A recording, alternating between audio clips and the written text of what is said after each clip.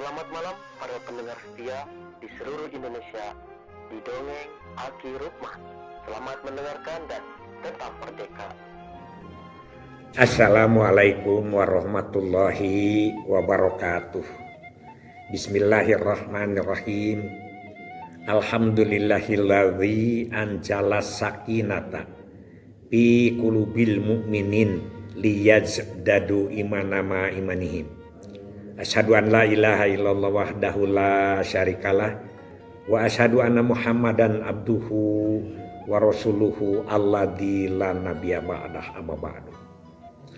Bapak, Ibu, dan kawan-kawan sekalian, setelah kita cerita panjang tentang budaya sawer haji, silahkan kaji, silahkan kalau yang berkenan amalkan, kalau tidak berkenan sebagai pengetahuan saja, lintas sejarah ya, bahwa BKKBN memang kreativitasnya waktu itu sangat-sangat banyak lah begitu, walaupun tidak disebut tinggi. Kemudian yang sekarang yang ingin Aki bahas adalah tentang hebohnya kebijakan Gubernur Jawa Barat tentang keluarga berencana.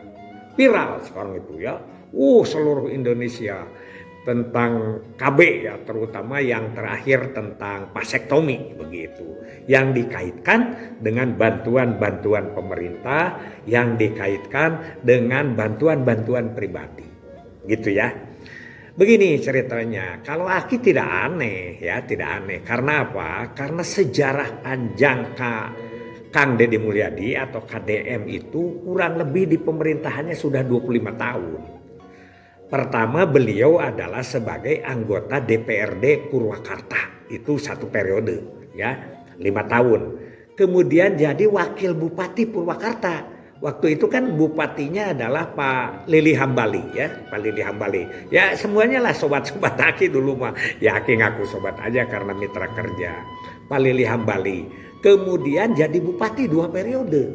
Jadi bupati 2 periode 2008-2018 ya.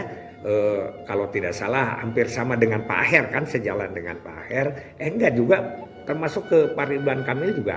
Salah satunya adalah beliau berjalan. Lupa ya.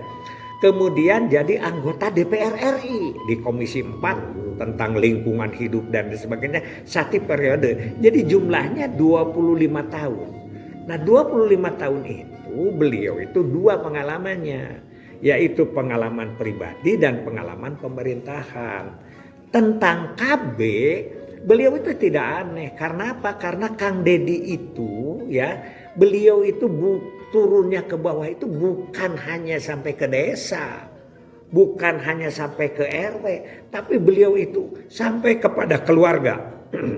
Dan jangan lupa, di keluarganya itu bukan di teras, bukan di tengah rumah. Beliau itu masuk ke dapur, ya, masuk ke pabeasan. Tahu pabeasan? Tempat nyimpen beas begitu, itu disebut pabeasan. Dulu itu kan kalau sudah punya beas, katanya ketahanan pangan itu minimal sudah tahan di situ. Karena kalau sudah sampai tidak punya beas itu ketahanan pangannya rapuh. Itu ya. Jadi tidak asing. Dan beliau itu ya, kalau dirapat misalnya, kecuali beliau mimpin rapat, kalau menghadiri acara-acara pelatihan di dinas dan lain sebagainya, tidak mau beliau itu menghambur-hamburkan waktu. Jadi tidak duduk kemudian nuntut acara dimulai dengan pembukaan, pengajian ayat suci Al-Quran, kemudian sambutan-sambutan. Tidak, beliau itu efektif. Nah kalau di rapat minta waktu, apakah belakang atau depan? Datang pada waktunya, karena beliau bisa kerja lagi di tempat-tempat lain. Itu beliau pengalaman dengan akinya. Nah ini kembali lagi kepada soal KB. Beliau itu kan kalau sudah ngobrol dengan keluarga itu berjam-jam. Berjam-jam, bukan jam-jam air jam-jam. Lama waktunya berjam gitu lah ya. Nah, salah satu kesenangan beliau itu menggali apa penyebabnya. Yang 3 itu penyebabnya itu. Yang pertama pendidikan, yang kedua kesehatan, yang ketiga ekonomi. Atau kalau dirumuskan menjadi indeks pembangunan manusia. Nah beliau mengatakan bahwa dari pengalaman yang beliau kunjungi, yang beliau rasakan, yang beliau bantu, itu 3 aspek pokok yang menjadi masalah di bangsa kita ini, di Indonesia ini. Satu adalah kawin muda, itu yang menjadi penyebab itu. 2, kawin cerai, yang ketiga banyak anak. Sampai sekarang pendapat itu dikemukakan, terutama kan kalau bodoran dengan si Ohang itu, ya dengan Ohang itu, dia itu 3 itu. Jadi Ohang itu adalah kawinnya 5 kali, anaknya 6, cul deui kan itu salah satu sampai disebutnya durjana kata Kang Dedi, itu kan guyonannya beliau. Itu. Jadi beliau itu kunaon atau pakai kawin cerai karena dia menemukan anaknya ikut dengan bapaknya sengsara, anaknya ikut dengan ibunya sengsara, ibunya tidak bertanggung jawab, kawin lagi, bapaknya kawin lagi, anak terlantar di nenek dan kakek, dan itu pemandangan yang setiap hari ketemukan oleh Pak Dedi. Kemudian anak yang banyak mau ke rumah sakit tidak punya untuk biaya, anak yang banyak mau sekolah tidak terbeli sepatu, tidak terbeli apa, itu yang pengalaman Pak Dedi, makanya dia matang. Itu dari segi pengalaman yang tajam. Jangan dikira bahwa Kang Dedi itu tidak punya pengalaman yang tajam, ya. Jadi tidak ujug-ujug. Kedua, beliau ini kajiannya tajam. Jadi kalau sekian orang tidak ikut KB misalnya, kemudian jumlah anak yang terlantar berapa, sekolah yang harus disediakan berapa, kajiannya panjang sekali. Dan yang ketiga adalah kesuksesan.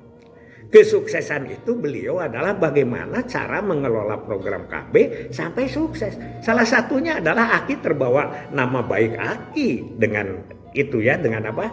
Dengan Purwakarta ini, yaitu yang Aki dongengkan tentang ayudisasi yang dicontohkan. Jadi begitu, tidak bisa digoyahkan Kang Dedi itu ya, bahwa KB itu adalah salah satu solusi untuk pendidikan, kesehatan dan ekonomi. Itu sebetulnya, makanya bangsa kita itu terpuruk karena itu, ya, karena itu.